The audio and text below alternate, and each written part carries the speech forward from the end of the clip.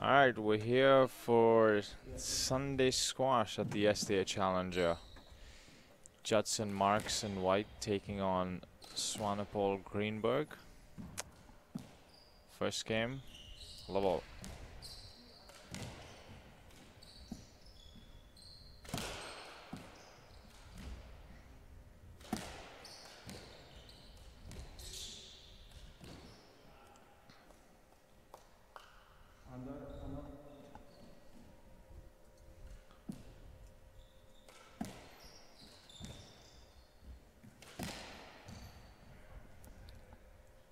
I'm joined here in the booth with Eric Bedell. My name is McArthur, and we will be taking you through this match. Eric, what are your thoughts on today's match? I'm interested to see how each team kind of starts here. I feel Jacques really the only pure attacking player on the court. Ned certainly is really good at staying in rallies, gets a lot of balls back, and likes to bang the ball around. And, wow. Maybe Jacques isn't the only pure attacking player on the court as Travis rolls the ball into the front left there.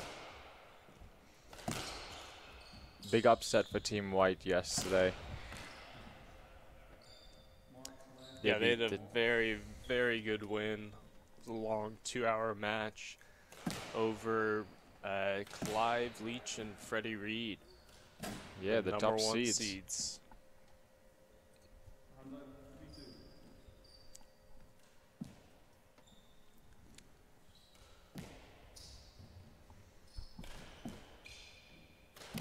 You could see the pure excitement on Ned's face at the end of that match yesterday. Fist bumping to the crowd, very excited with this performance. I think that was his biggest SDA win. I think for the both of them, being in the semifinals of an SDA event is the first for both Travis and Ned. Yeah, I mean, they certainly earned it out there. They were fighting hard in every rally. Ned actually came up with a couple of clutch winners at the end of the games that they won. And I thought that they both played extremely well. They seemed that they were on the same page as a team, which is huge in doubles. You know, you can't have both players operating on different wavelengths.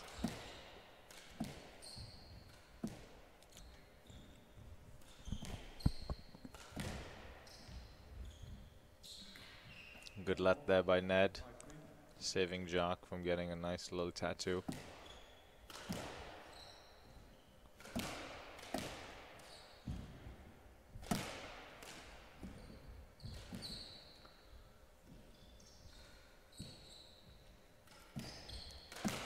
Eric, what do you call that shot that Travis just hit? The Philly, the Willie? What do you call that shot? I've always known it to be a Philly boast. I don't know exactly how that name came to be, but I've also heard it called a whirly bird, I think. So you just call it, people just call it whatever they feel like it. Exactly. It's a feel-good shot. When that one strikes the second sidewall in the back and rolls along the back wall. James actually hit a perfect one against me in our match yesterday. Not too much fun being beaten by that shot. I know. It's when hit well, there's not much you can do with it, but it always gives you that feeling of disappointment when you get beaten by it.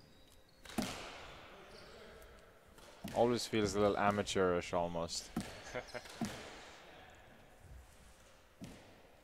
Guess it's similar to being beaten by a great lob to the back in a singles match.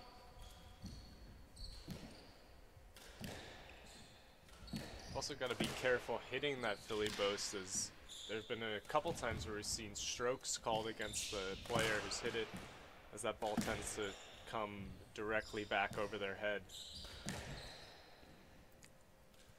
Definitely agree. I was just watching that shot by Travis and thought to myself, he's got to get that a little higher up to prevent the stroke. Yeah, if I was Jordan, I think I might have asked for the let to see if refs are thinking that that's a stroke. Put them to the test early. Who do we have as refs today? We have Greg McArthur, Alex Stait, and Ed Garno. That's a good crew. It's a great shot. Greenberg coming in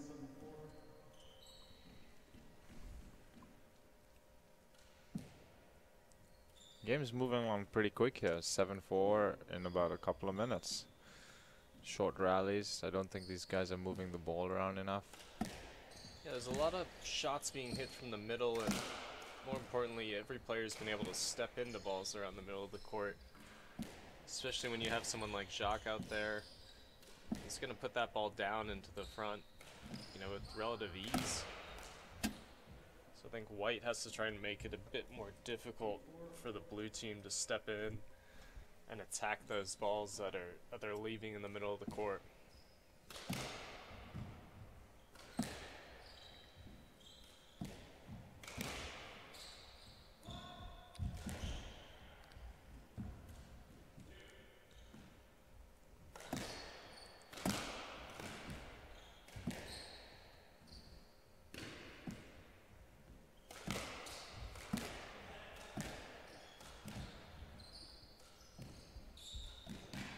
It's a great shot. 9-4.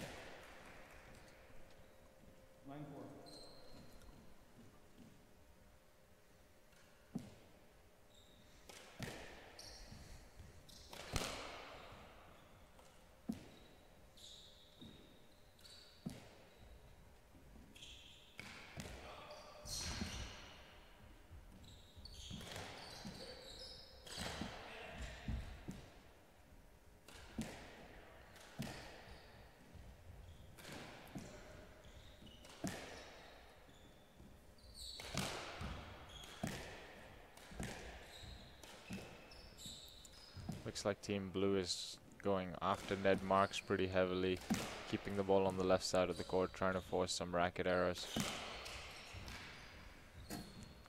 That's a great angle into the back there by Jacques.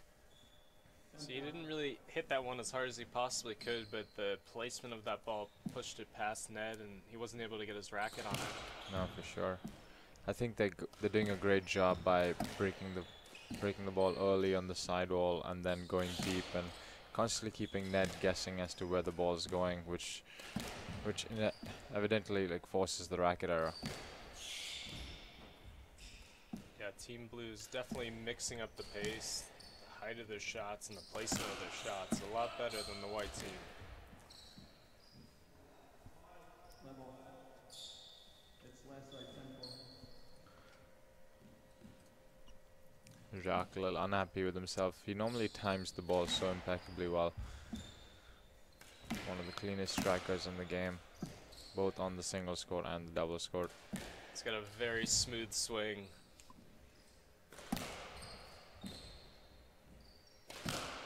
There it is. That's a great. Looked good to us. I thought it was good. Travis, you calling it down? Okay, thank you. Right side level. Well, Travis showing some character there by calling his own ball down. It's great to see.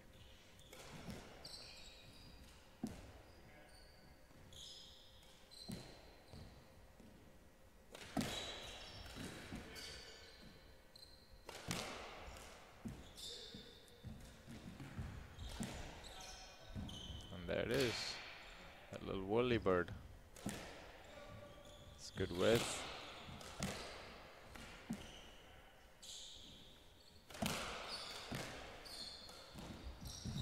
It's a great shot by Ned. Much better kind of attacking pattern there by the white team. Ned pushed Jacques onto the door, then attacked with a quick straight kill, was able to really move him out of position.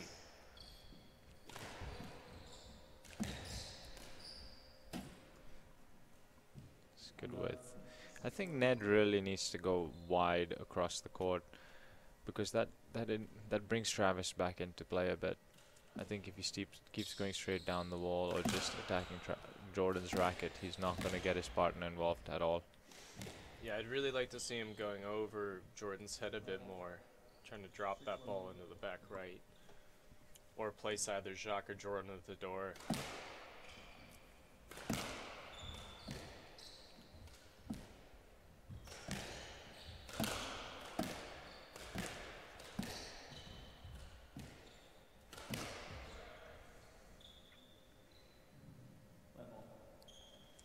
looks like a beautiful day out there, Eric, from the skylight on the court. How is it outside? I haven't been outside for a long time today. It's pretty nice right now. It's definitely becoming spring weather out there.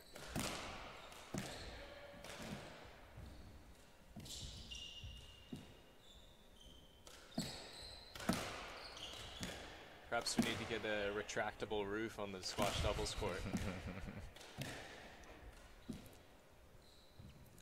Well, similar to the new public court they just opened in New York City. How much do you know about that? Why don't you tell the viewers about the new public court that's opened up? I haven't seen it yet, but I believe that they had the ribbon cutting ceremony in the last week or so. It's the Public Squash Foundation is installed an all-glass court at the Hamilton Fisk Park on the Lower East Side. I think it's open to everyone. You either have to borrow equipment from the park or you're able to just show up and play with your own.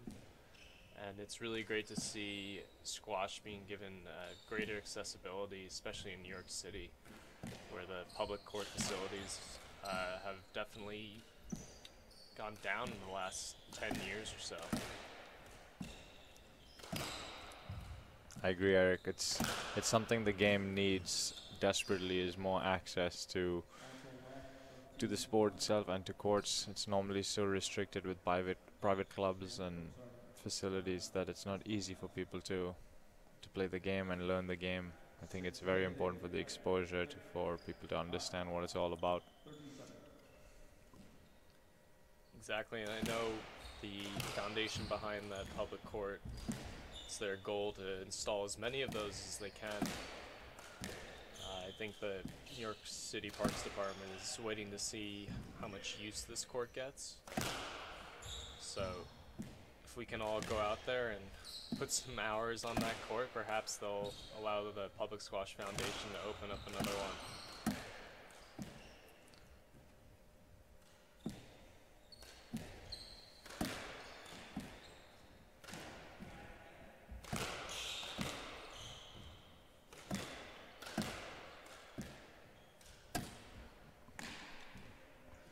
Well, back to this match here, Eric. I think it's 8-13.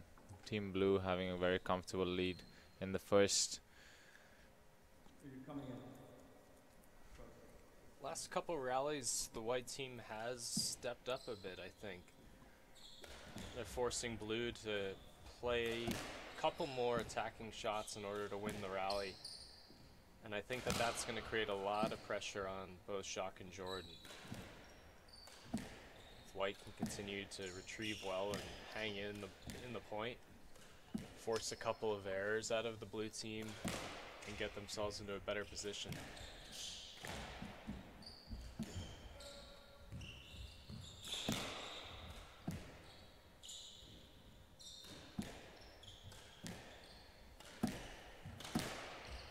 Eric, both these teams haven't played too much together. What are your thoughts on you've played with a bunch of different people. What are your thoughts on playing with someone consistently versus finding someone for a specific event?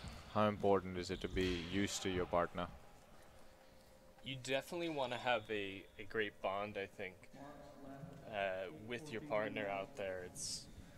You need to have a good level of communication in order not only to know who's going to hit each ball, especially when it comes up the middle, but to just have that general trust that you and your partner are playing the same way, trying to achieve the same things out there, and that they've got your back and you have theirs. And that's definitely easier the more you play with one another.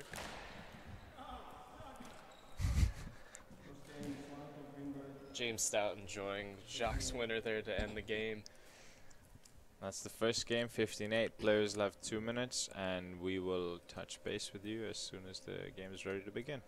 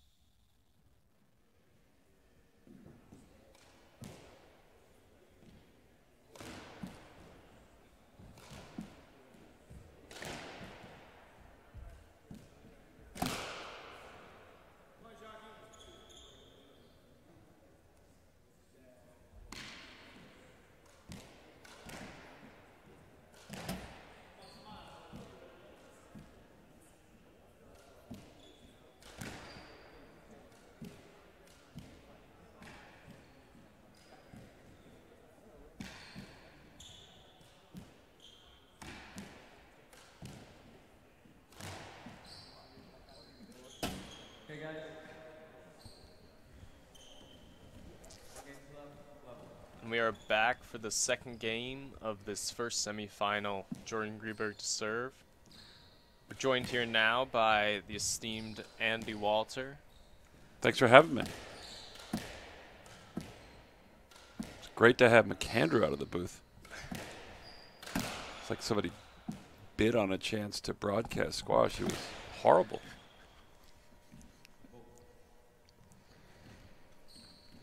I heard you two had a great doubles win this weekend. Should take on Ben Stein and Sam Halpert. They defaulted, actually, so take that as a win. Sure. Halpert had trouble getting to the city from Philadelphia, the daily commute. Who do you like in this semi, Eric? Jacques and Jordan are taking control, I think, of every rally so far.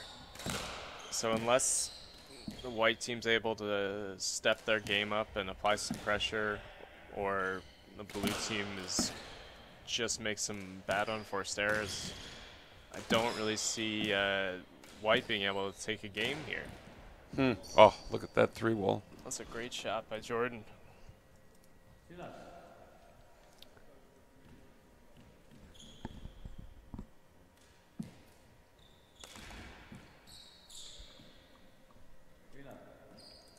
You do wonder also, here at the Racquet and Tennis Club, the triple ceiling height, why there isn't more use of the lob.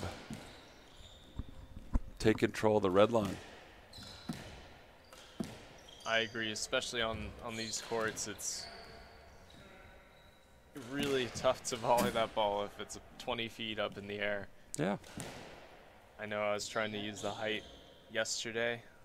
Unfortunately, Greg McArthur's just as tall as the ceiling, and was able to volley everything I put, or tried to put, over his head.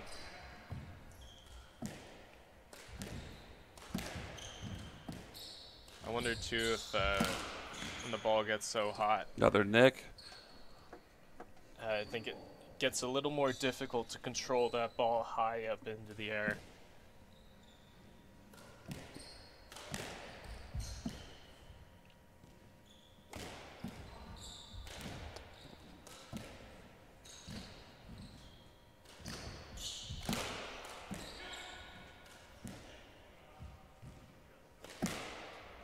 Eric, how many challenger events are there throughout the season? I think there's 2 or 3. There's the Hashim Khan out in Denver. We've got this one. Hashim Khan's the one you won? I did, yes. Why don't you mention that first? Great win. You know, it was before this one, so it was just more chronological Got it. order there. It's a great win. Well, thank you, Andy. I appreciate it.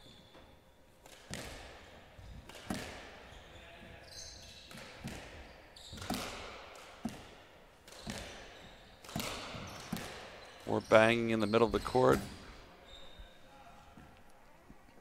Good nick here by white.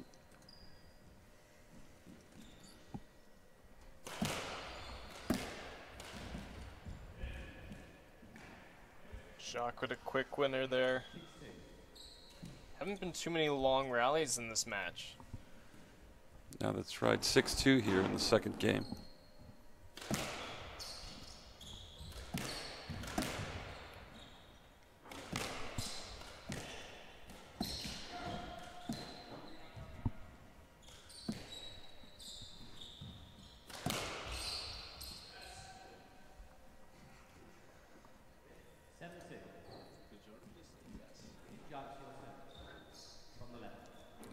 Unfortunate miss there by Ned. You see the blue team again jumping out to a large 5-point lead at the beginning of this game.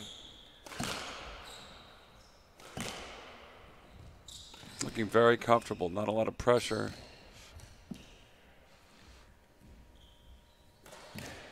Hot ball. We haven't seen white move blue to the back of the court that much. True.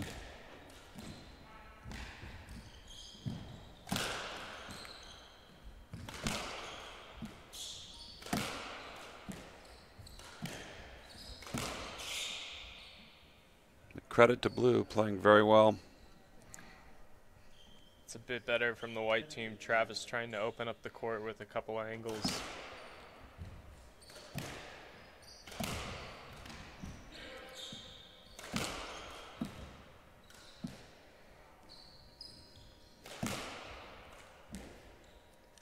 They still haven't done too much to move. There we go. That's a bit better by Ned there.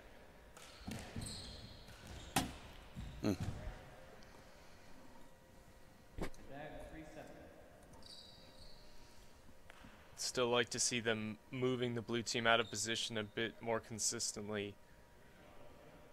With a high skid boast or Skid boast, hit the lob, 3-wall. up the middle.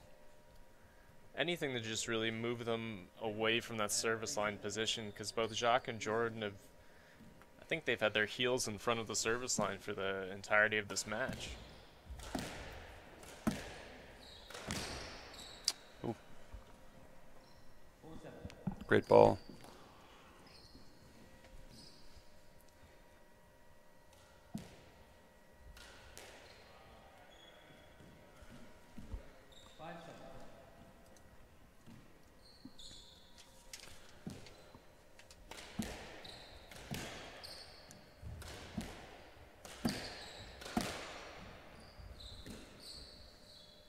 Ooh, I wonder if he'll get the let here.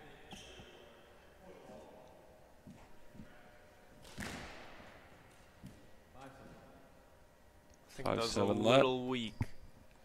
Not too sure if Jordan was actually in the way of Ned's shot there. Generous let. Ned a little fortunate as he wasn't ready to play that ball on his backhand. That's the down the middle ball you were talking about. Ooh. Travis going for a little too much on that one. Another exciting semifinal following this match. Yes, we've got James Stout and Greg McArthur taking on Alex Stait and Ed Garno. You and Ed are good friends, aren't you? I don't know Ed that well, but boy, he played well last night. He's had a few wins. National champion this year. That's true. He's had a very, very good season on tour. Been working hard at it. It's tough to get that ball past him on the right wall. Great hands.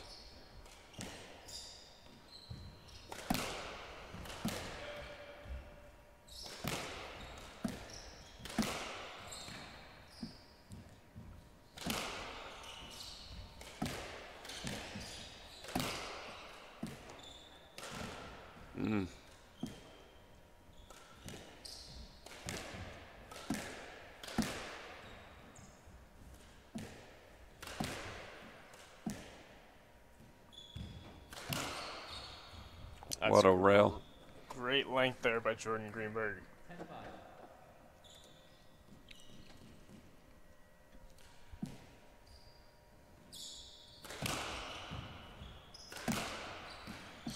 Heavy pace here in the second. Oh, good hold. Good hold and a fortunate bounce for Travis there on that left wall, catching the nick deep in the court.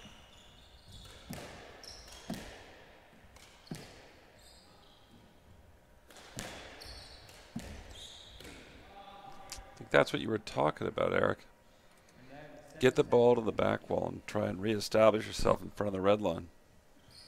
Yeah, Jordan was a little out of position after playing that ball from the door, and Ed was able to place it on the side wall where just couldn't get to it. 8-10. Again, we see a couple of quick points going to the white team as they cut back into this lead. 8-10 in the second.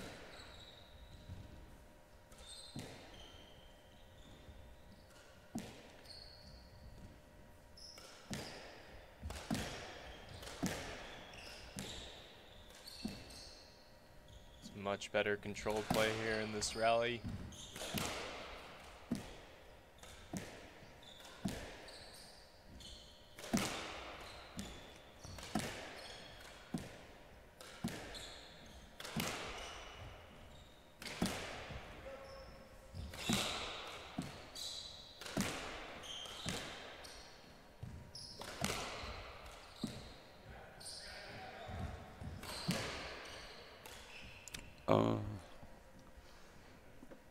Unforced error there.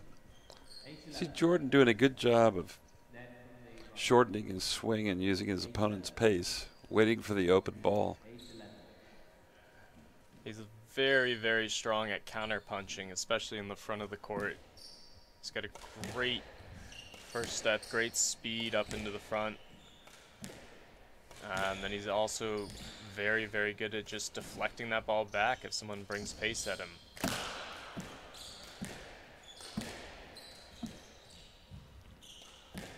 Good example of that in this point.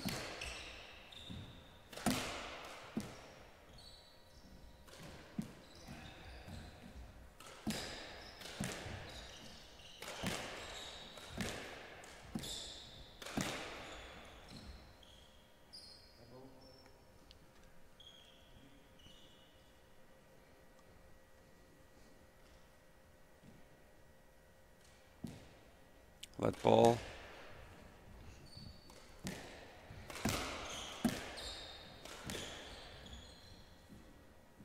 Wonder what the decision is here. Just to let. Okay, Lat. Like to see him play that. You disagree? I'm gonna give Ned the benefit of the doubt that he didn't want to hit Jacques with a swing. I'm sure he was hoping for a stroke, though.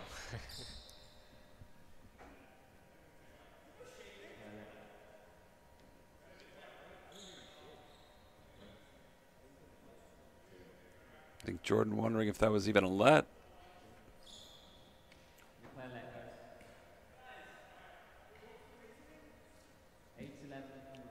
Let ball.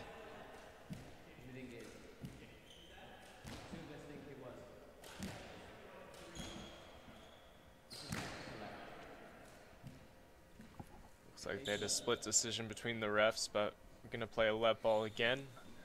White team to serve 8-11.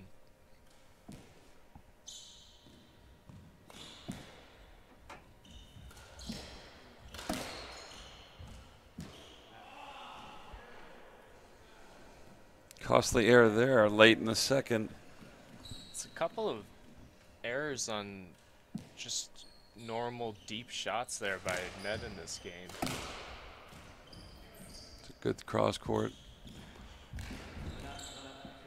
Even better drop. Great hold and drop by Jacques there. 13-8 here in the second.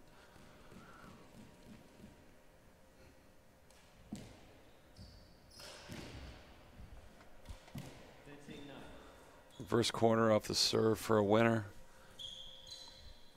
Risky shot, but well executed. Ooh. It's a right ball. Jordan going for a little too much there. You know, in that situation, I don't really think he needed to roll one out for a winner. Both of the white players were rather deep in the court. Deep in the court and on the forehand side. So, like the shot, but not much margin for error there. Exactly.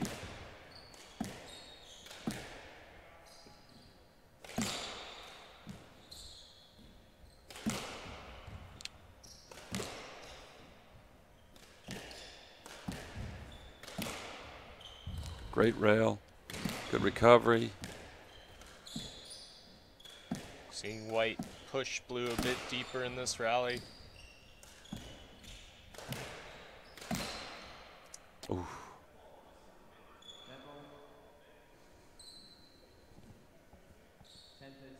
That ball called and awarded.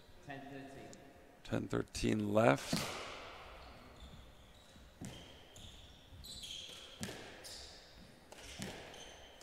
Still see a lot of these balls from Ned landing up in the middle of the court. Love to see him lift it a little higher. Even if that ball hits the back wall on the fly, just force the blue team a little further back. Because they're just able to step up from the middle of the court and attack and attack and attack.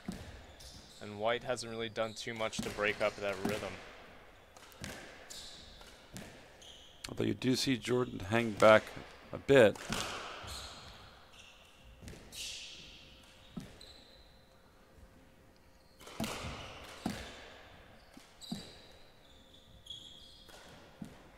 seen them push Ak under too much pressure. Another racket error. Costly error there by Ned Marks, trying to apply some pressure into that front left. Got a game ball here in the second.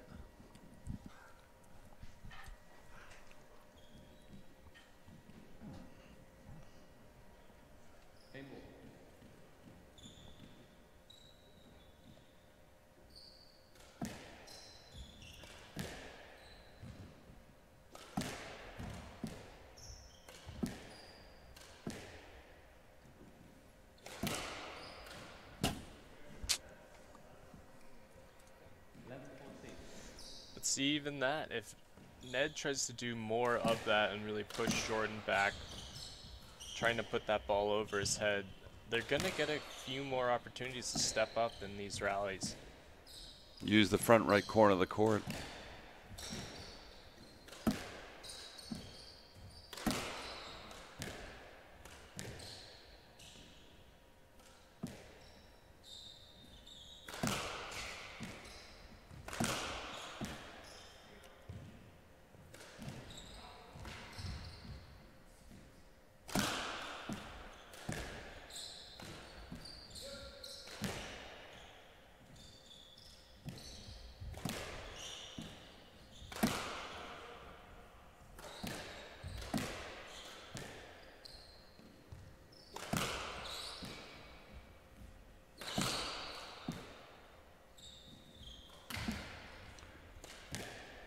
Long rally here. Game point. Much better rally from White here. Really pushing the blue team into those back corners. Handling the pace well.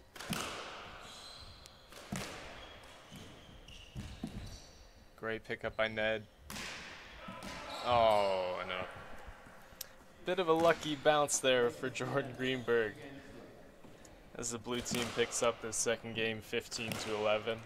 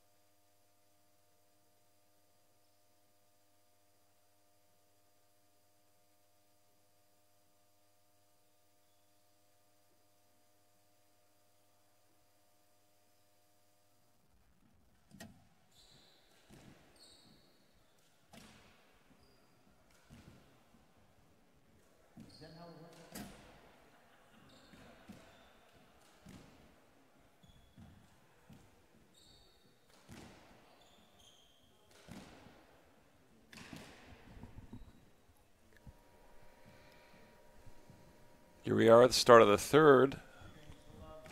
The R&TC Challenger, the Racquet and Tennis Club in New York. So far a dominant performance by the blue team. Yeah, we haven't really seen the white team step up and do too much in this match. Jacques been really getting in front of Ned, applying a lot of pressure. Ned hasn't had too much of a response to that. They haven't been able to push that ball over either Jacques or Jordan's heads and step up and attack the front court. Let's see what happens in this one.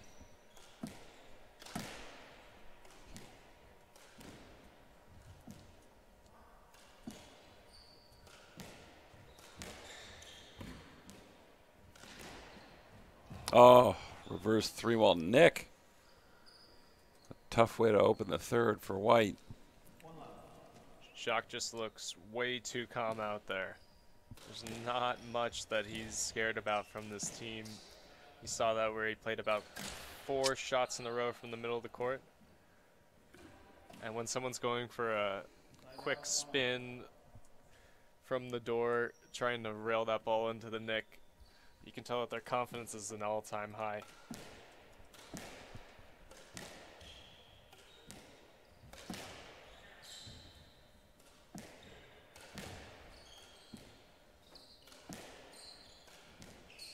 Both teams slowing the pace a bit here at the start of the third. Good choice. Counter the reverse with a reverse. Wow, and they've awarded a stroke to Judson Marks there. I thought it was going to be a no-let. I didn't think Travis would have gotten to that ball. It was a great counterattack by Jordan.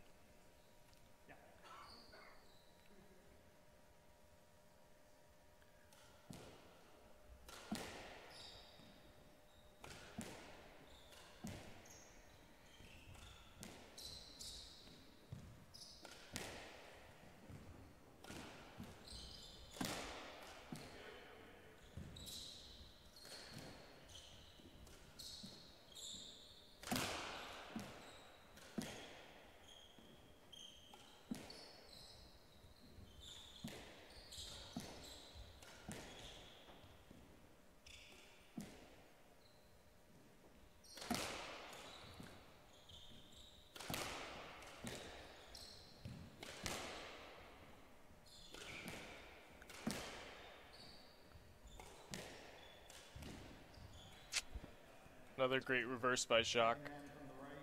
Standing right at the red line. Got to get that ball higher over his head or hit the high skid bows to the forehand side. We saw a couple of shots there where I really want to see Ned step up and volley the ball. Yeah, letting it get to the back wall? Just to keep that position on the service line. He's giving up that spot way too easily. It's allowing the blue team to step up and just really take control of each and every rally.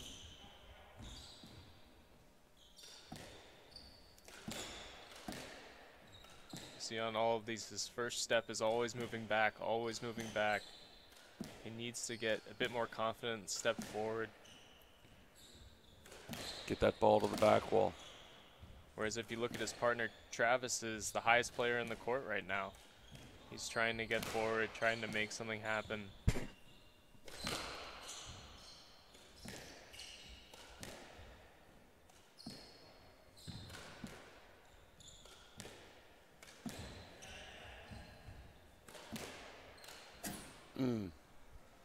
Shot was there. It's a better rally for the white team. I think that they're always going to be in a much better position the longer the rally goes on. Fitter team? I'm not too sure. Jordan's by far the fittest player on the court. I don't know how. That looked like it was a definite winner from Jacques. But I think the fitness levels are probably pretty even for this one. You just think White might be a little bit more impatient late in the rally? I think it's more that if the rally's gone on a bit longer, it means that they haven't allowed the blue team to step up and attack as often as they were in the shorter ones. Makes sense.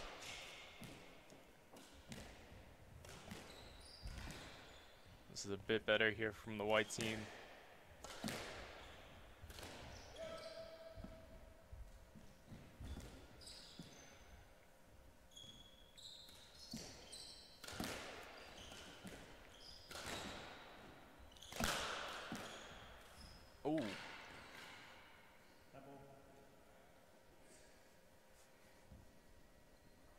dangerous play there. Fortunately, no one got injured on that swing by Travis.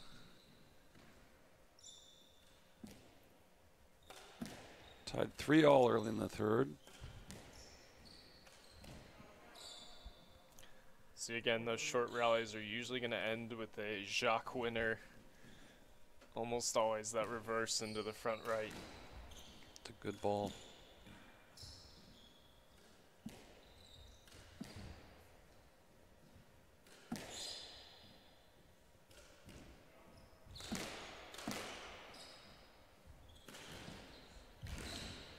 A good roll. Fantastic Tough shot to by hit. Travis.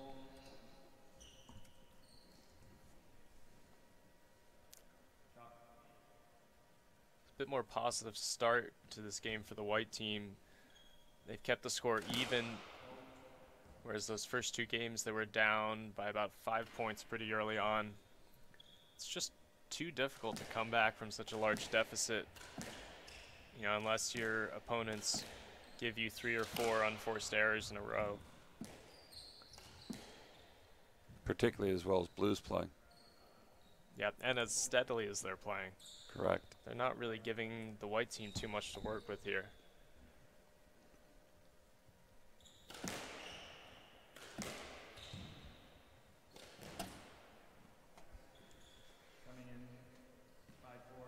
Jacques may be looking a bit too relaxed on that shot.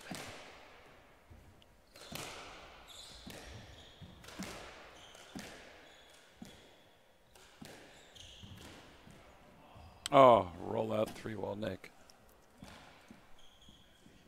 We've seen quite a variety of serves hit. How would you explain that, Eric? Hitting the crisscross versus lob. You know, for me personally, I'm a big fan of just playing a lob serve every time. My main goal when I'm serving is to not have the opponent immediately play a reverse or a cross-court nick. I just want to get the rally going and, you know, maybe get a lucky bounce. But you certainly see a lot of guys prefer those hard hit serves to try and force an early opportunity to attack or force a racket error, get a quick point. You know, there definitely is a benefit to mixing it up a bit, just to not allow your opponents to feel settled in any part of the rally, especially on that serve return.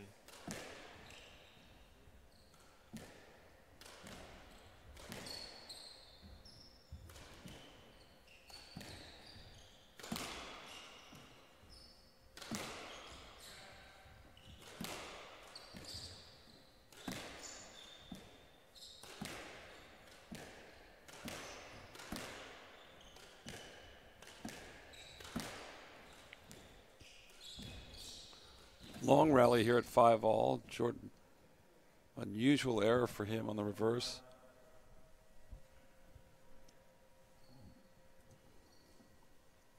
Much better rally there from the white team, moving both Jordan and Jacques around the court there, creating some opportunities to attack for themselves.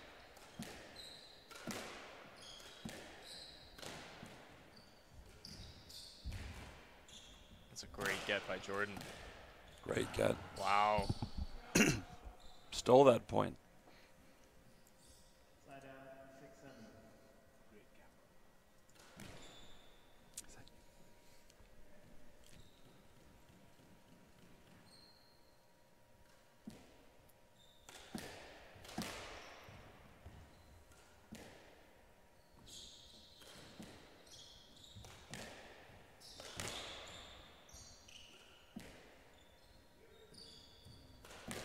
See, that's the type of shot that, a little unlucky with that error there, but if they can get Jordan turning onto his backhand from the door, I think they're going to find themselves in a much better situation. Exactly. Yeah. You know, he's not going to have too many options that will be good shots from that position. You might get Jacques leaning to cover, opening up the left wall as well. Yep.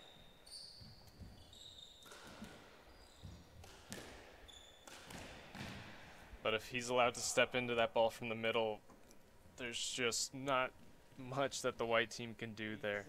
Another great reverse. You see, I think Travis telling Ned that he's got to get that ball either over Jacques' head or completely behind him. Because he's just able to apply a bit too much pressure on that left wall. If he's standing at the service line, you know, that's his office right now, and they're bringing him business.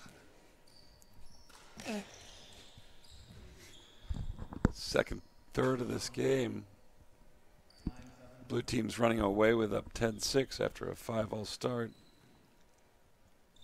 No idea what you're talking about related to the business.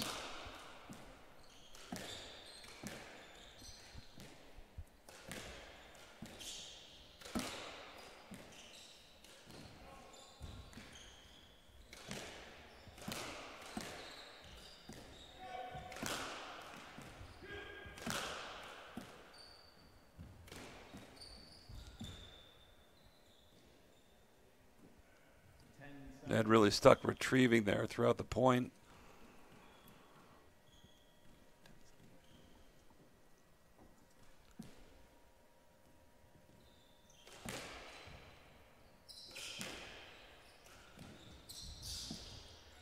It's a much better pattern there by Ned.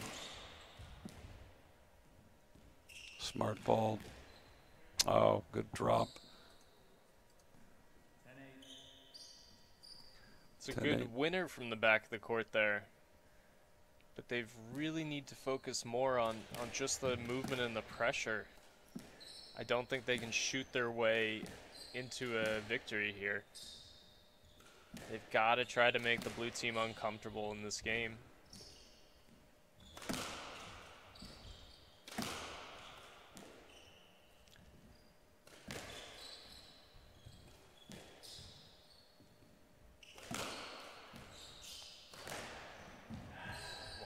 Remarkable shot. Combination of the power and accuracy out of blue, though. I mean, just look at Jacques. He's really not worried about too much out there. Both his body language and his shot selection really reflects his confidence that if they continue their strategy, the blue team's going to win, you know, close to 90% of these rallies. He's able to step up, hit whatever he wants. And look at that, even enjoying himself with a bit of a smile out there.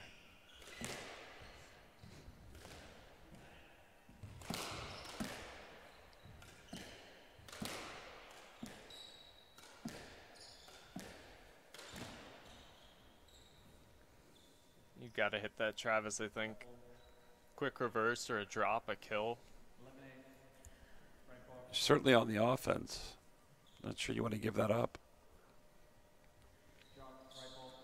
He had a good opportunity there to box out Jordan and play something, do something to put them under any type of pressure. It's the kind of call you'd see from a guy like a Sam Halpert. Doesn't want to play the ball. Looking for a point.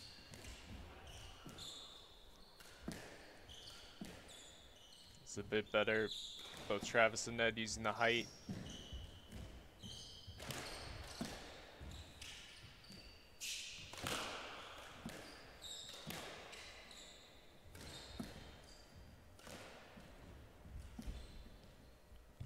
Great court coverage there by Travis, moving corner to corner. Relieving any pressure on his team with that lob.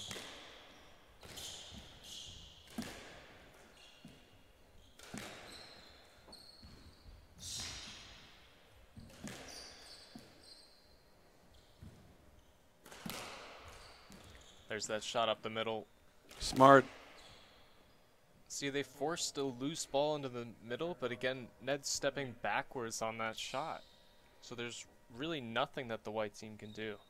Need to step up. He's got to attack that ball. He's got to do something with it.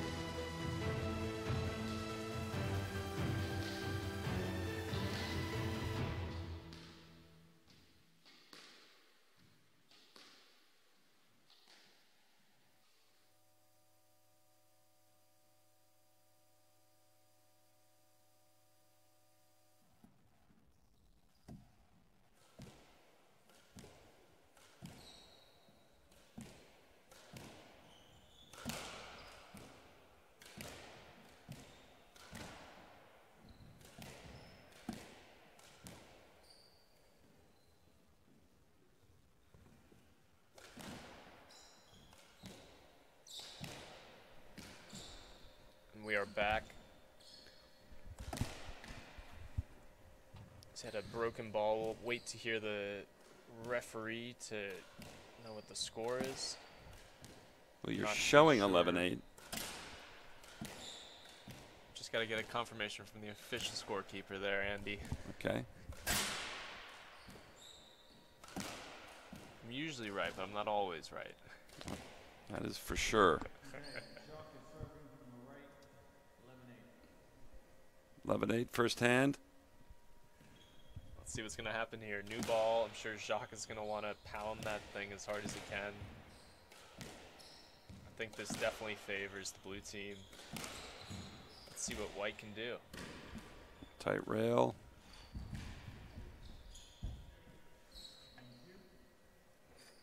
Travis doing his best to make another back wall to front wall retrieval, but Jacques played that ball a little too well up into the front.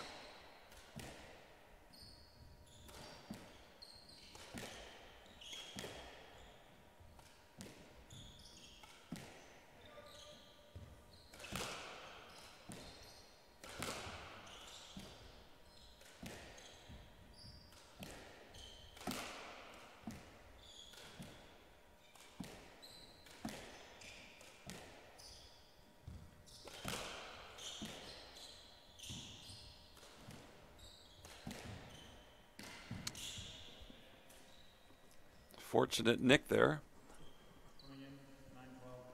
That was a nick pretty deep in the court. Critical point at 9-12.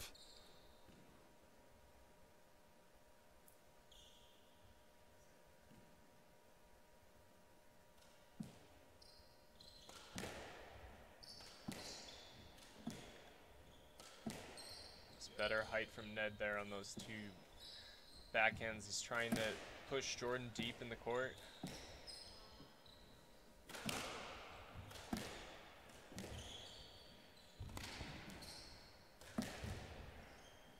Good ball by Jacques. You know, blue has opportunities to use those front two corners. They're winning points in the back, so perhaps no pressure, but a lot of room up front. I mean, I don't think we've seen blue with an ineffective attack to any part of the court here today. Just been able to step up, hit their spots. It's a smart let by Ned there. Not wishing to make the dangerous play. Wasn't too sure where Jacques was. It's never fun to be hit by that ball when someone quickly turns around from the corner. Another Halpert move. Turn looking for the opponent. Draw the welt. So Andy, what's the career record between you and Halpert, singles and doubles? Well, it's nice that you ask, and since he's not here to defend himself, I don't remember any losses, to be honest. Is it a perfect 100% win rate for Mr. Andrew Walter? I believe so. Not to take away from his effort.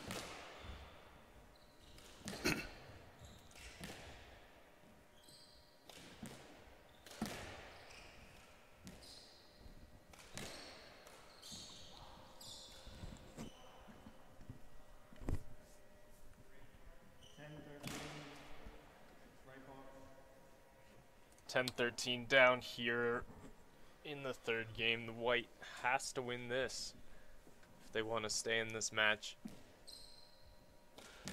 See if they can dig deep and grind a couple rallies out. I think they need to play some extremely long, hard-fought rallies. Any time that they try and shorten the points, the blue team's been able to capitalize.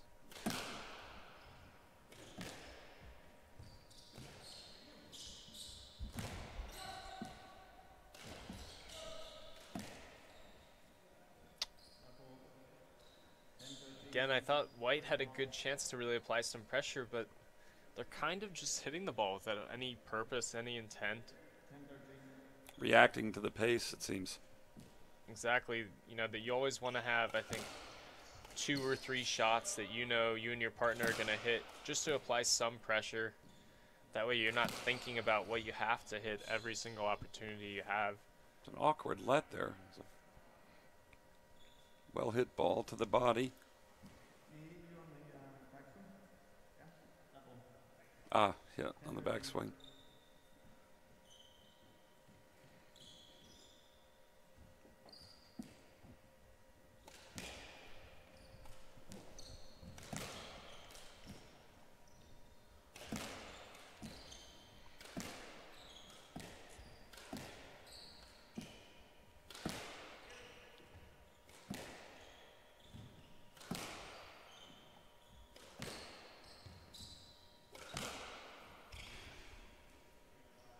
It's a great length there by Jacques. Setting up a match point.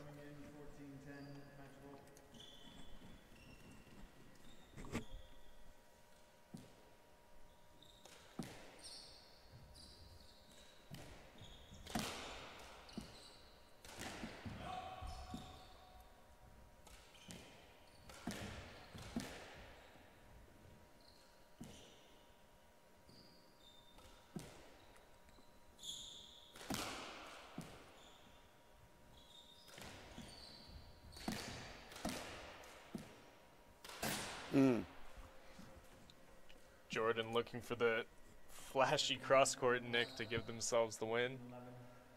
There's a good point there by the blue team. White's still hanging in this. A few more chances here for blue.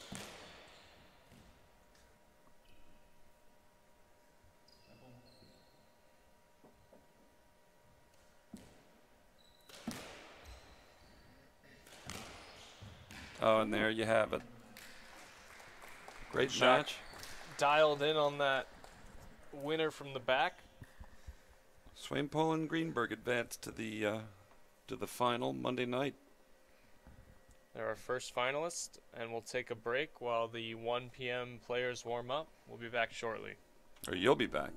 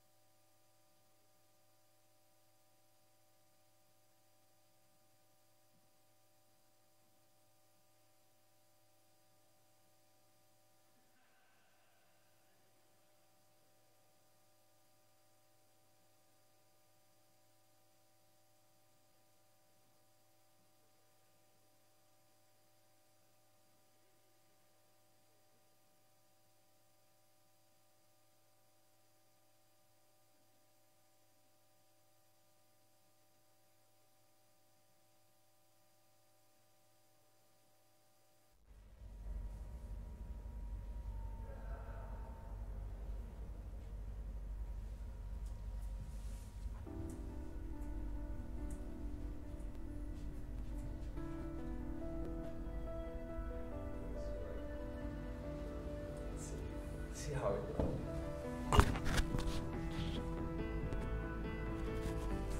Magic, any questions you want me to stay away from?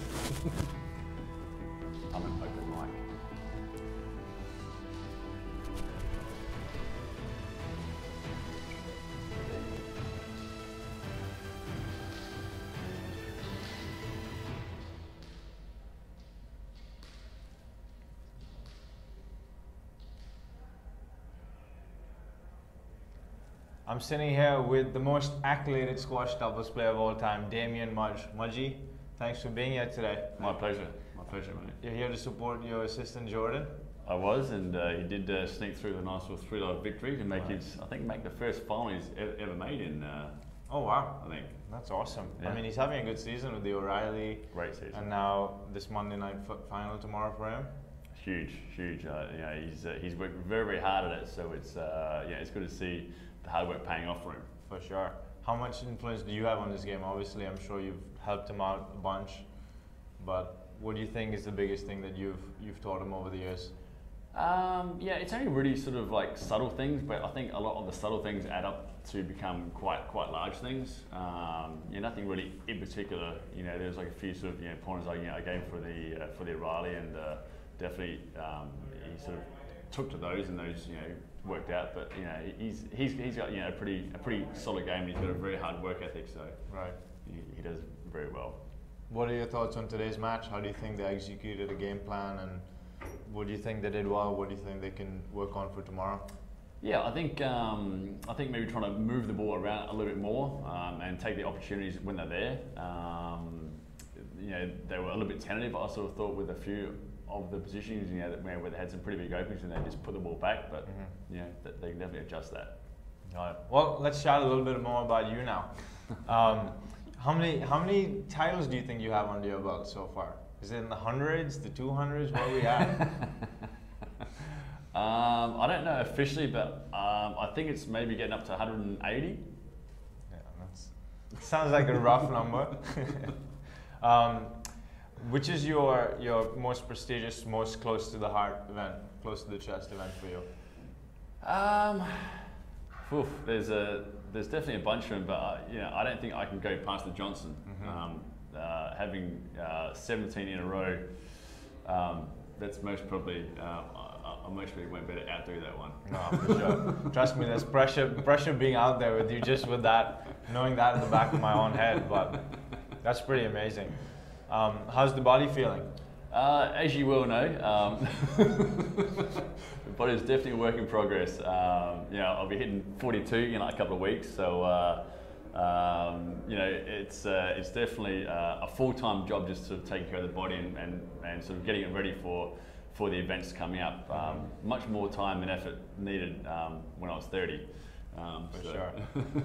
And talking about jobs, how's everything going at the University Club? Awesome. Could be better. It's our centennial year at the club. It's 100 years of squash, which is pretty monumental. And ironically, it's going to be my 20th year at the club. Wow. So 20% of the time the squash has been there is kind of a little bit surreal. That's true.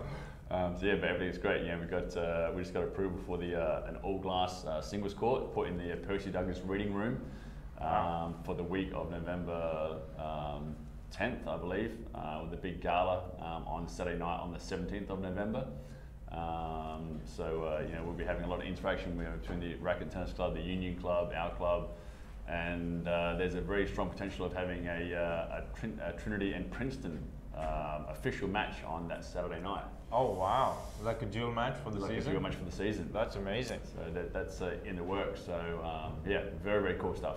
Why don't we talk a little bit about what we're planning on doing between the three clubs on that glass court too? Yeah, so I figured that obviously the sort of unity, the match unity within squash in New York is the Union Club, the R&T, and the University.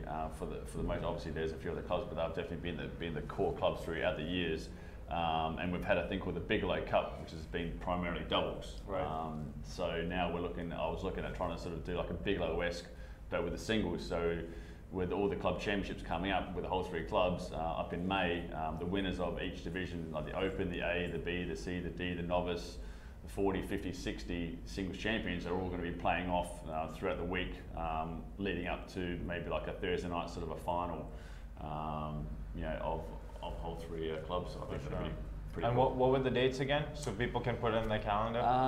So I think it's like the week of the maybe like the 9th or the 10th. Somewhere around there, that Monday of November.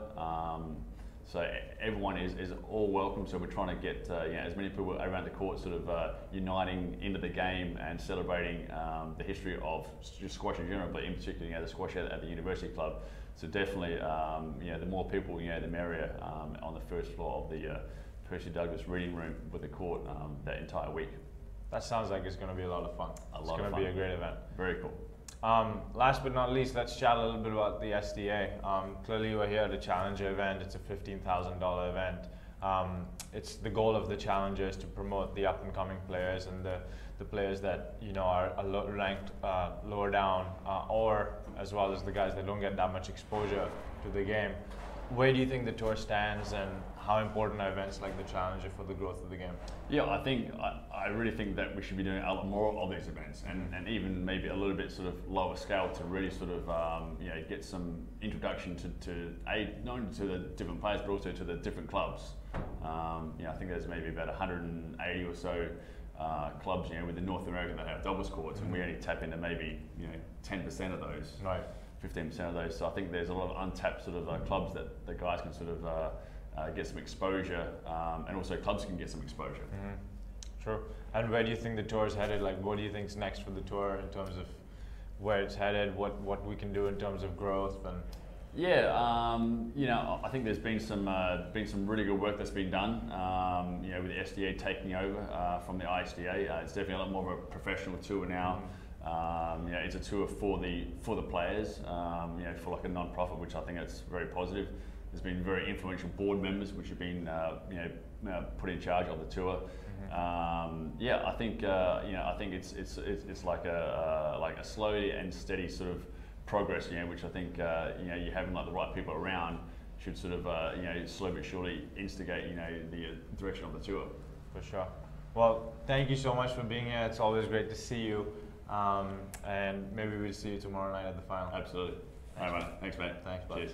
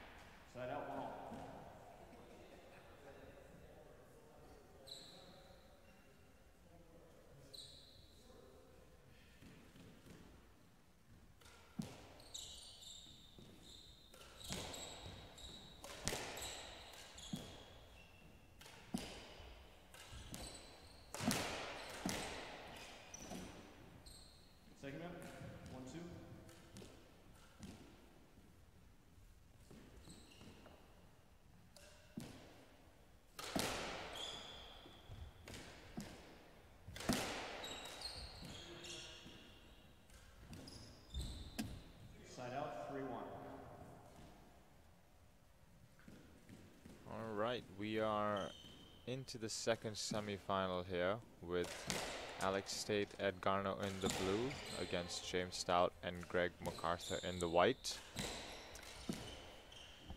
Eric, we got a good match on our hands here. Yeah, I think this will be a very tight and contested match. Both teams are really cohesive and playing with each other for a long time. It's a good shot by Alex there. She's got the blue team getting off to a quick lead here. Greg looks a little slow to start. I think he's feeling a couple of pro-ams and his match yesterday. Looking a little tight, looking a little sluggish, moving to the front.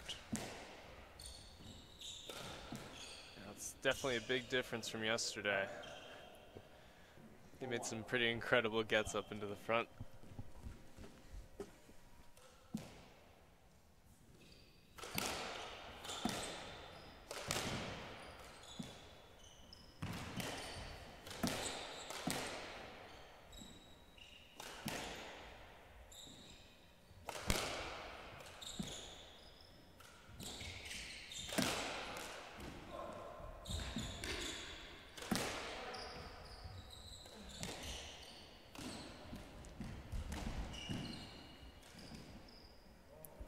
Great shot there by Greg.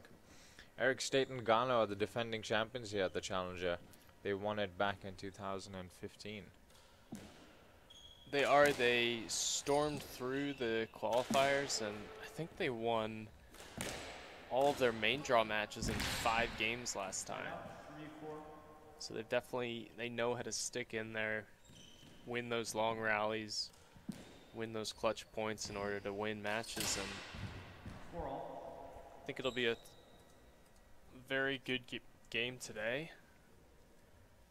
And I'm honestly not too sure who to pick as the winner for this one. I agree. I think you have 4 very good rackets on the court there. James and Alex very creative on the left, and Greg and Garno can inject pace as well as put the ball away when you put it on their racket. So 5-4. It's a nice touch by Greg there into the front left. Talking about good hands, he didn't know what to do with himself there.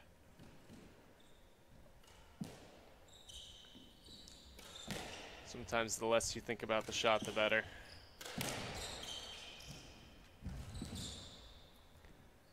Looks like the white team's really trying to make Ed Garno move front to back a lot early on in this. Trying to get that ball behind him and then quickly move him up to the front left. Sorry, the front right. I think that's the strategy with the, against the blue team. I think Garno does really well with the pace, so you have to slow it down, make him think about what he's going to do with the ball. Freezing Stait out forces him to want to try and do too much with the ball when he does see it, which can result in a couple of errors.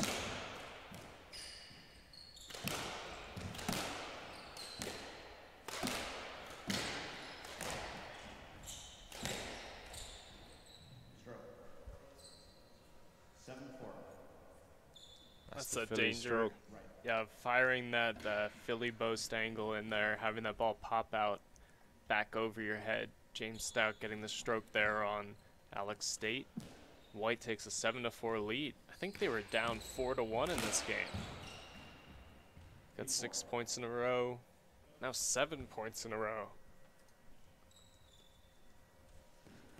Perhaps White just needed to settle in a bit. Now they've really started to take over this game. Eric, what do you think about Greg's new haircut? I think it's a special one for this tournament. You know, he's gone really tight on the sides and left the top of his head a little long. I think he's going for an aerodynamic look. You know, it gives him, probably adds about a little bit more quickness to his game. Unfortunately for the guys on the left, there's no sort of hairstyling going on there. That's the very aerodynamic swimmer's look. Both players, if you can see, they charge into the front with their heads down. It's reducing the wind resistance.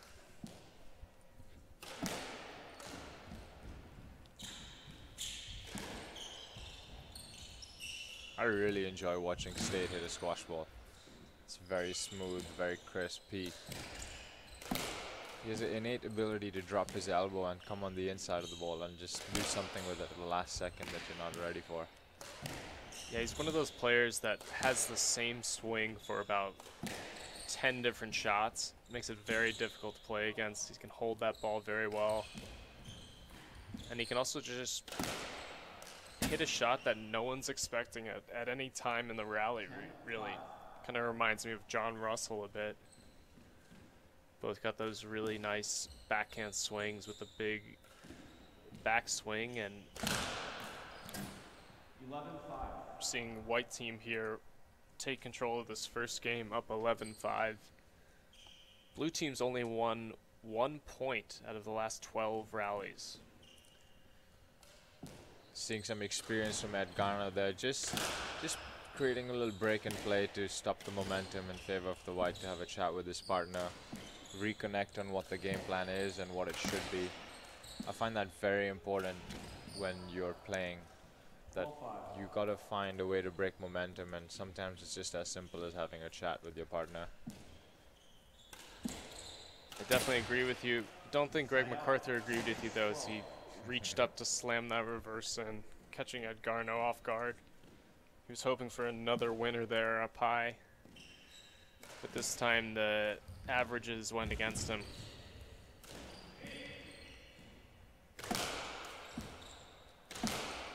It's good width.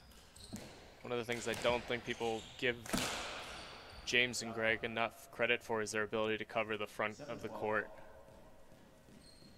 James is, I think, one of the best retrievers actually out there. He doesn't always appear to be the fastest player on court, but it's extremely difficult to beat him cleanly into the front.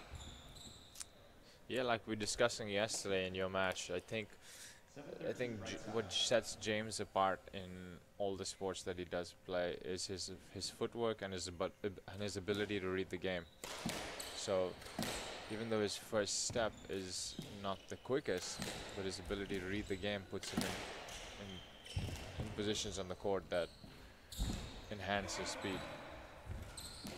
We just see there earlier in this rally, James gave Ed an opening, and before Ed had even struck that ball into the front left, James had taken about 2 steps forward. Kind of without that initial positioning, he probably wouldn't have been able to get to that ball.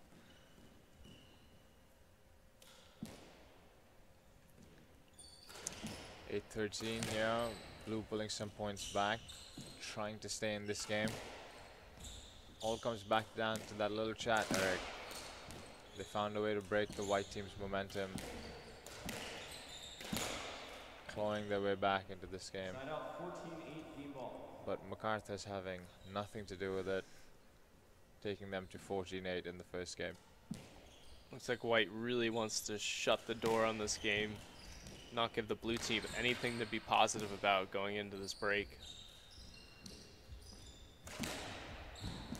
You know, while the blue team has clawed back here in a couple of points, I think it's been all white team controlling every rally, and just like that, they take the first game 15-8 with a pretty commanding win. Players have 2 minutes, and we'll reconvene as soon as they're back on court.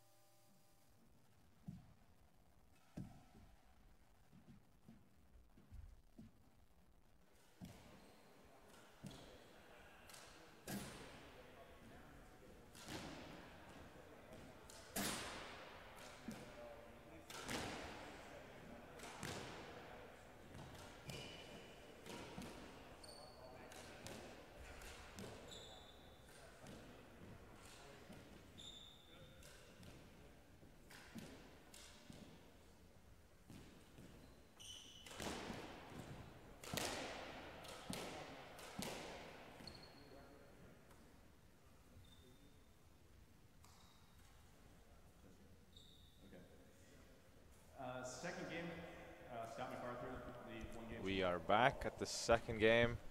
Stout McArthur lead 1-0. Greg McArthur serving. See if the blue team can do anything to put white under a bit more pressure. I think they're going to need a couple of long rallies here in the beginning of this game. It's extremely difficult to hit that ball past Greg and James. And you see there, if you leave anything short, they're able to attack it right away and put your team under a lot of pressure. They won't really let anything get past them if they can volley it. You see James reaching up to take a couple of those balls early. I think the lob's going to be the most effective way to push this ball past them. I agree, Eric. It's not in the blue team's interest to try and hit through Greg and James. I don't even think they have the pace to really get it past them. Maybe if they try going up the middle. But otherwise, I know yesterday all I was trying to do was hit that ball extremely high up on the sidewall to get it over Greg. Even then, he's still really comfortable jumping up and taking that ball out of the air, and he's talented enough to attack from that position or play another good defensive lob back. I can tell you it's pretty frustrating to play against that.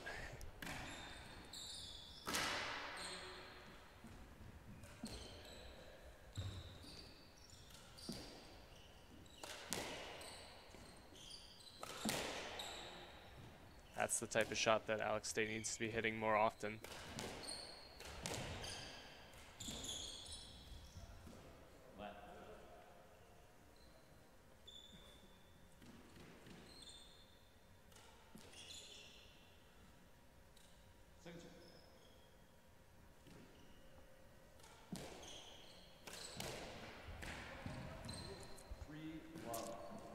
Alex has got to be very careful. It's such a fine line for him right now to attack and at the same time not expose his partner's movement, you know. Yeah, I think if I'm Alex, I'm telling Ed that he's got to stay forward no matter what. And once Ed gets the ability to volley with Greg behind him, just play reverse. Force him to move up in the court after being deep. And try to expose Greg's movement a bit. Because otherwise we haven't seen Greg or James really moving deep in the court. And you see there James Stout able to take one step forward, beautifully counterattack that shot by Ed. And Team Blue's trying to gather themselves here. They haven't really been able to do much in the first 4 rallies of this game. All right, 4-1.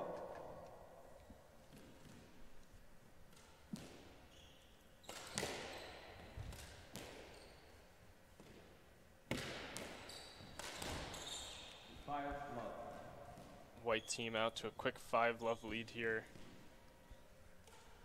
Looking very relaxed, very confident.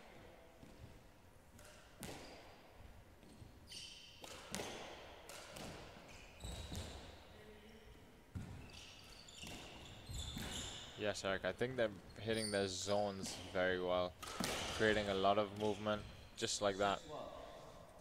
Opening up the court so that the attack can be that much easier. Giving themselves a lot of room for error when they go short. And again, we're seeing a couple of good deep balls by the blue team, and then they just want to revert to hitting it right at either Greg or James. And that's exactly the type of game that both Greg and James want to play. They want that ball being hit to them. They want to be able to use their hands through the middle of the court. You know, they're just too strong in that area. You've got to try to move them forward or back. Should be a no-let here. And 7-love to the white team. Looking at the body language of the blue team, heads are down. Oh, Ed able to claw back here. That's their first point of this game. See if they can get a couple more points, try to break down this lead that the white team has created for themselves.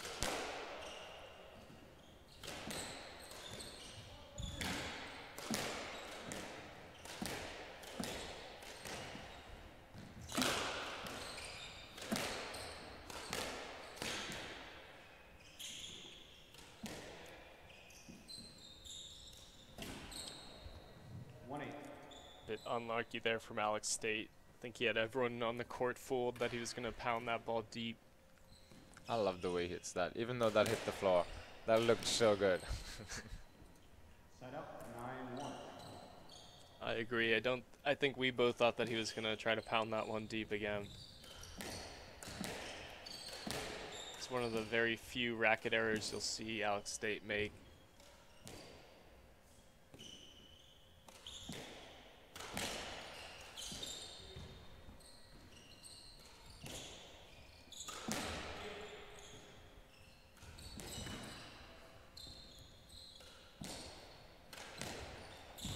Much better from the blue team.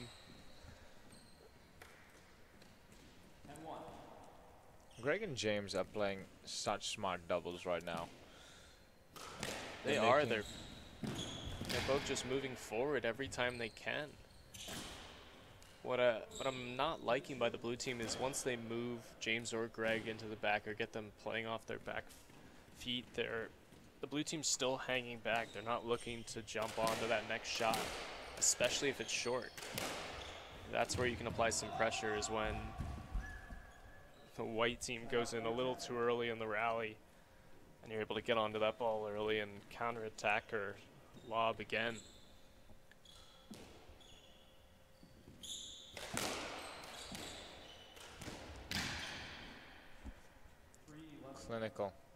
Clinical shot there by Greg.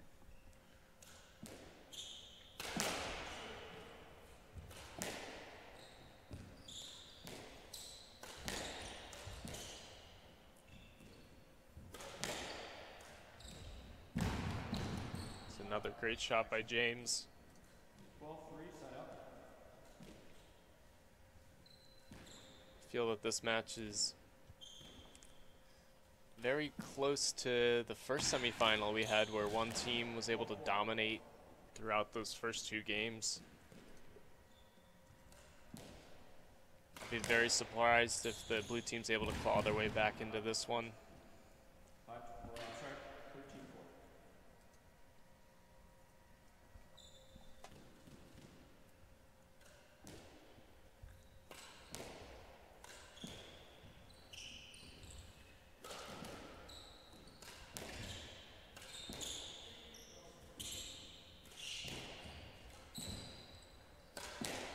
It's good defense, giving them some time to get back onto the red line.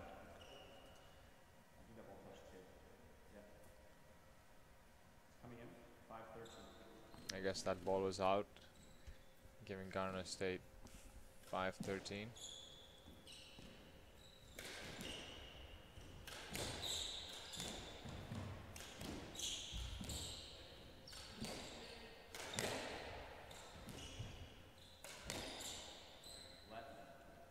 Again, if we just see there the different reactions of James and Alex moving into that front corner. James was pouncing on that ball into the front, whereas Alex seemed to be just a bit behind. He wasn't sure whether the white team was going to go deep or short. 5-14 game ball. Great shot there by Greg. Nobody on the court knowing where that ball was going. Well executed. 6-14. Typical Ed Garner shot there, jumping up in the air, going for that left corner. Hasn't had too many chances to hit that in this match. Wow, 7-14. that's very pure. Great shot there by Alex Stait.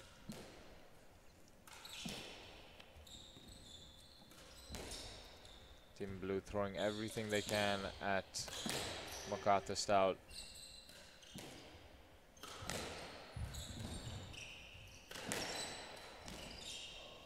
Game 15-7. There it is, second game going to Stout McArthur, 15-7. Players have 2 minutes. Ed Garner looking up at the crowd for some answers, but he's gonna have to look to his partner for some help.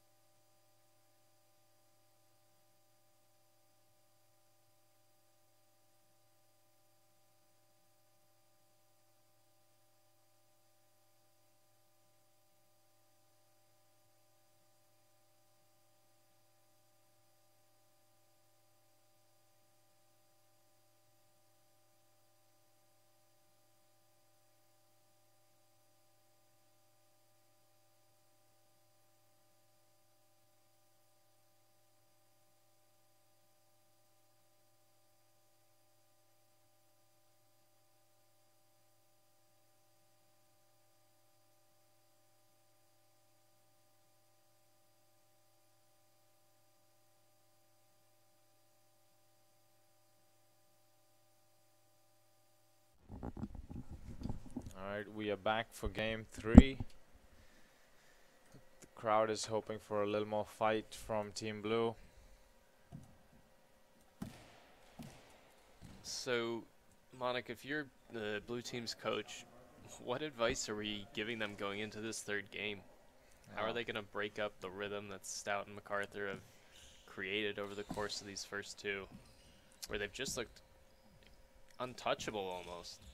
No, Team White's definitely playing exceptionally well, and it's one thing to have a game plan, but then it's another thing to execute the game plan flawlessly, which they are doing right now. If I had to talk to the Team Blue after that second game, I'm almost going to tell them to really, really create a little more depth and movement in the back of the court for James and Greg. Because I feel like right now they are attacking from 50-50 situations in a rally, and then their movement's a little exposed with the counter attack.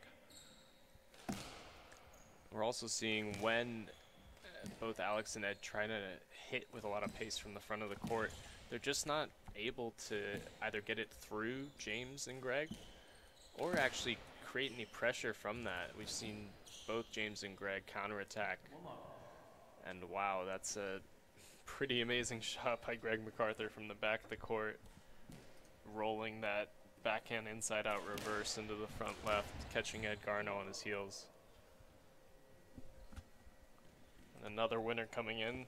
White races out to a quick 2-love lead.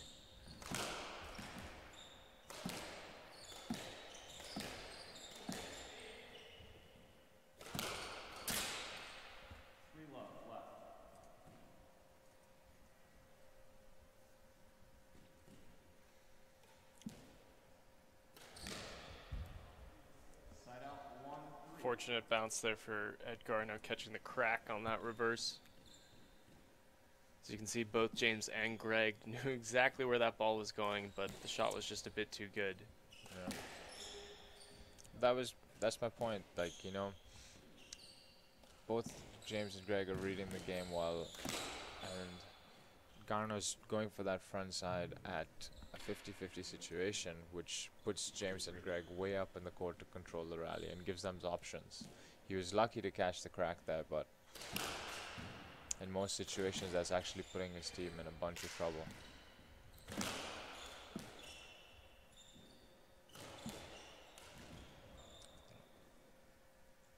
It's pretty good improvisation of the racket there by James Stout.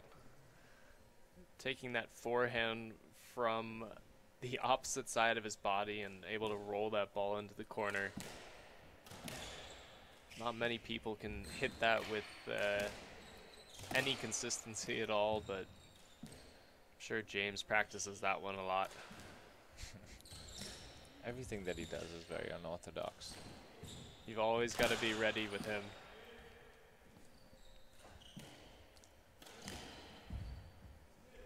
I happened to walk by him at around 12 o'clock before this match, and he was eating some packaged ramen. I mean, who does that before a professional match? I guess James Stout. He's definitely not known for following a strict diet. Or actually, perhaps he is, but it's just in the unorthodox sense. He's a big fan of ramen noodles. Big fan of French fries. What's his favorite cereal? Fruit Loops, isn't it? Fruit Loops, so he does have a little bit of color added in there to his diet.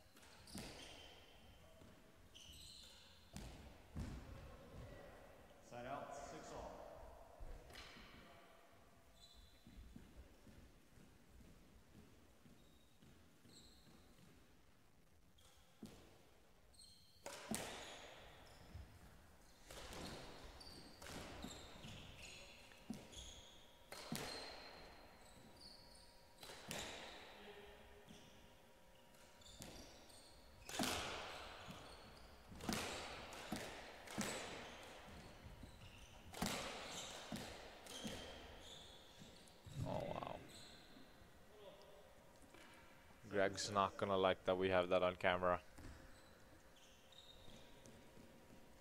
Bit of a change up there by Ed, catching Greg off guard. He's certainly going to try and step up in this rally and make up for that.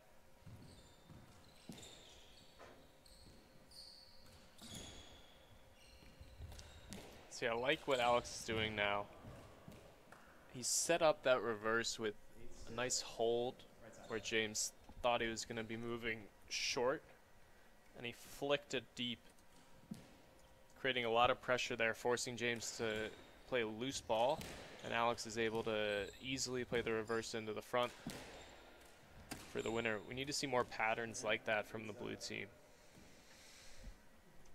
Looking a little more competitive here in the third with blue team up 8-7.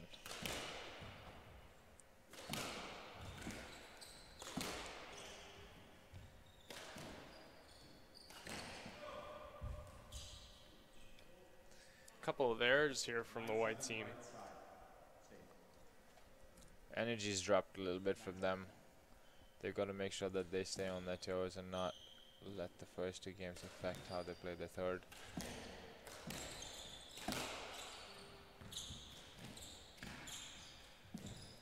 Stait and Garno are the defending champs, so they're going to try and do everything they can to keep fighting for this match.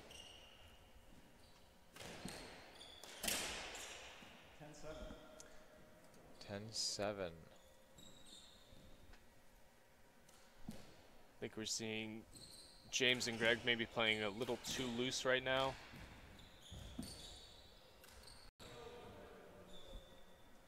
A little loose and a little casual.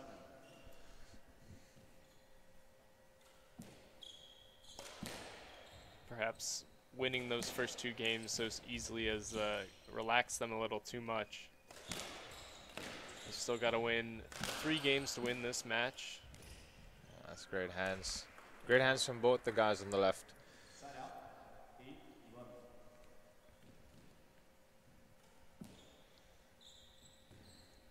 What do you think here, Eric? Do you think Team Blue's got it in them to win the third? I think they are going to have to stay resolved here at the end of this game and do what got them to 11 points so far, which is playing smart, not getting sucked into this quick attacking from the middle type of game that the white team wants to play. Because again, you're just seeing James and Greg put too much pressure on Ed and Alex when they're hitting from the middle of the court. I'd like to see the blue team continue to lob, continue to keep the ball away from James and Greg, rather than just hitting it at them. It's a good shot by Alex to open it up.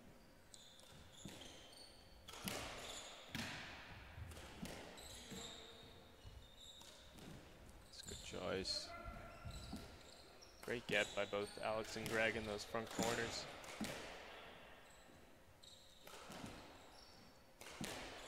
All the beginners watching there. Oh, wow. Alex Stait Great rolling shot. that ball out of the nick in the front right, 9-12. giving blue the lead 12-9. I was about to say it. All the beginners out there watching. And I like- Greg responds with his own rolling cross-court nick. I feel like we see that a lot in doubles where one player will hit an absolute winner followed by an immediate response from the other team.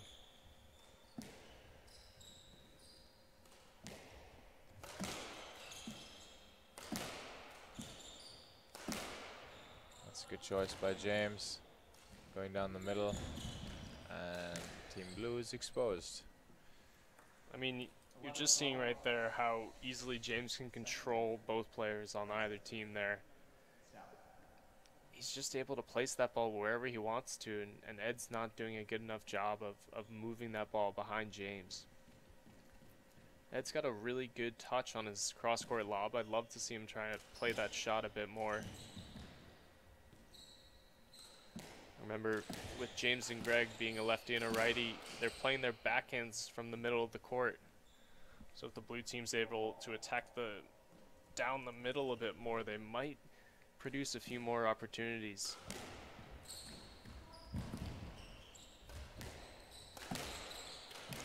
9-12 all here. Eric, everything to play for.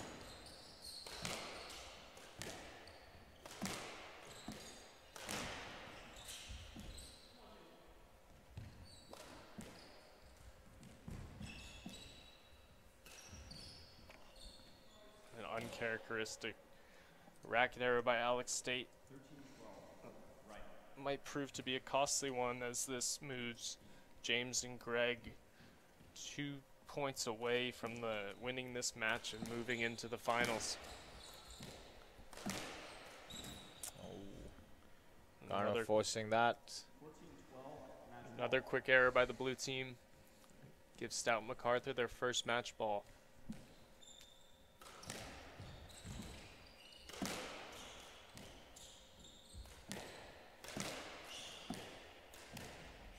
And there you have it. James hits the cross-court nick, giving Stout and McArthur the win, securing their spot in tomorrow's final. Eric, what are your thoughts on tomorrow's final? I mean, these boys in the white look very strong heading into tomorrow.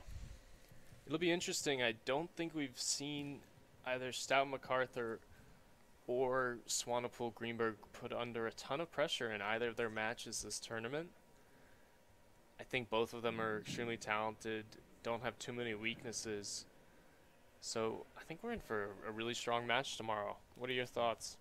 No, I agree. I think matchup's going to be great again. Like you said, both teams haven't really been pushed this weekend so far. But I'm excited to watch the match tomorrow.